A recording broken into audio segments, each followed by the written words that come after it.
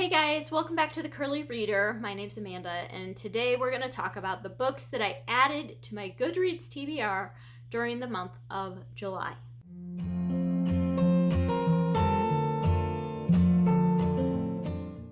Alright, so this is going to be a quick one today, guys. There are not a lot of books on this list. I have 6 books to talk about.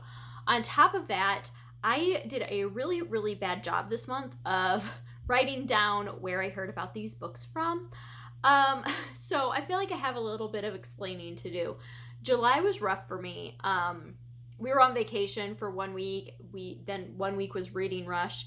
And so I got really behind in my booktube watching. And so, yeah, most of these I heard about on Instagram because I would just scroll and see a picture and be like, oh, that looks good, add. And then I would forget what picture I found it, or where I heard about it from, and it's pretty much impossible to go back a week later and figure that out. I tried, and so yeah, I didn't do very good. So we're not going to get a lot of sources this month. I do have one because I did get one from a video, and so I was able to track that one down, but outside of that, not a lot of sources going on. So let's talk about the books.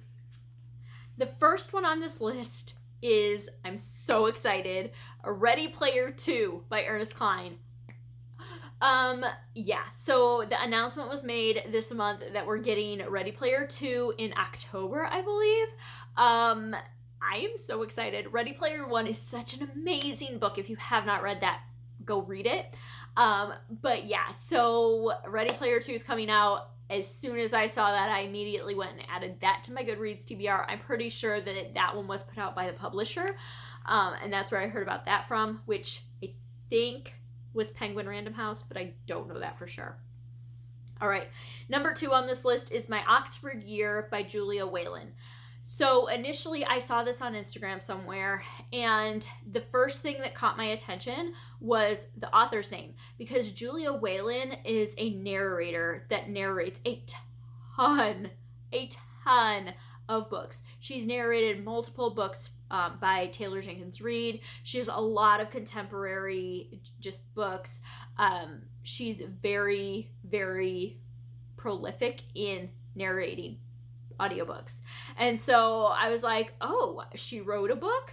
I'll check that out. And it sounds good. It does not have super high ratings on Goodreads, which has me a little bit concerned, but it is what it is. And I'm still interested in at least checking it out. But it is basically following a girl. It's an American girl who basically gets a political job in politics, but her dream has always been to go to Oxford. She gets a Rhodes Scholarship, and so she basically can go to Oxford for her Oxford year, and then she's going to come back, and she has a job waiting for her. And then craziness ensues during her trip abroad. And so that's kind of what I know about it. Sounded cute, though. All right, number 3 on this list is The Cul-de-sac War by Melissa Ferguson. I read The Dating Charade by Melissa Ferguson last year, and it was a cute, just contemporary romance. I'm pretty sure it's Christian fiction, maybe, but it's just very lightly, like sprinkled in there. It's not very heavy on the Christian aspect of it. So I don't know if this one falls in that same umbrella or not, but it is about, this sounds so much fun. It's about this woman who just kind of is ready to like bebop around. She's always bebopping around to the next thing, and she's ready to, get out of Dodge as soon as she's working in a theater company, and once her show is up or is finished, she's ready to get out of Dodge. But her parents make a deal with her that if she stays in where she's at for a year, then they will give her her grandmother's house, which is what she's always wanted. And so she's like, okay, I can do this. We'll stay here for a year. The catch is she despises her next door neighbor, and he is just awful, and she doesn't like him at all, and whatever. And so she starts playing pranks on him to try to get him to move because she can't move or she'll lose this deal with her parents.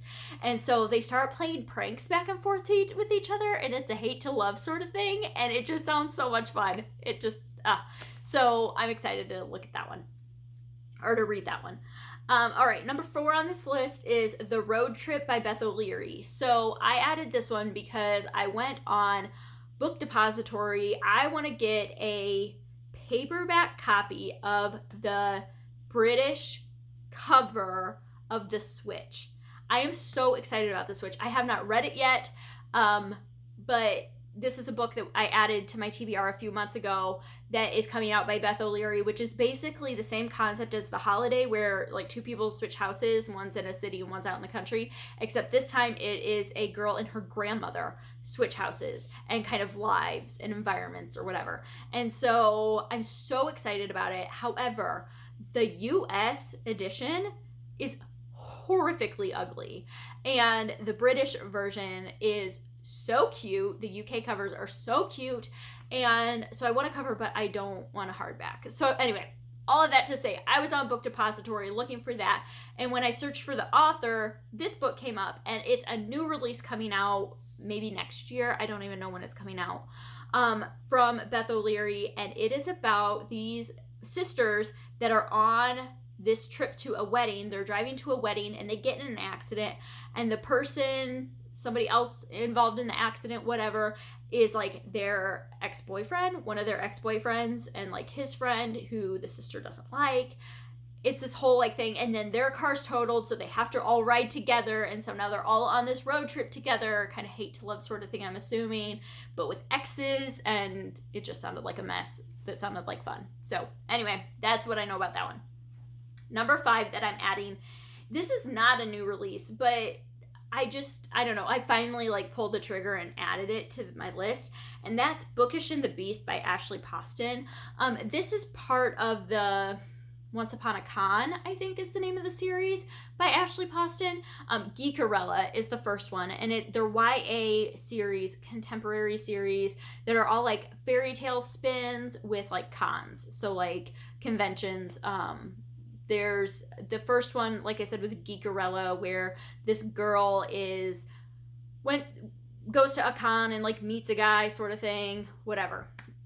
This one is a Beauty and the Beast retelling. The second one didn't sound good to me at all. It didn't strike my fancy. This is number 3, and it just sounds like fun. It has to do with a library and this girl who really likes books and this boy who doesn't like books, and being in a library and in small town USA, and that all just sounded fun. So added that one. And then the last one that I added, and this is totally out of left field because now 3 of these have all been like contemporary romance. Then I have like Ready Player 2. But this is a nonfiction book, and this is The Spy and the Traitor. This has to do with the greatest espionage something or another of the Cold War. It's by Ben McIntyre. I heard about this one from the Book Bully, Jill at the Book Bully. She did a book haul, like a quarantine book haul, and she mentioned this one, and it just sounded so good. I am a sucker for Cold War stuff. I watched the show The Americans, and then I just got sucked in, and now like everything Cold War just totally fascinates me. But this just sounded really interesting, and I think for a nonfiction book, this would just be so fun to read. So that's it.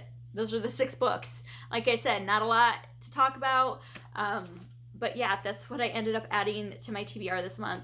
I did read 13 books this month, so once again, a step in the right direction, right? We're getting books off the TBR. Less going on than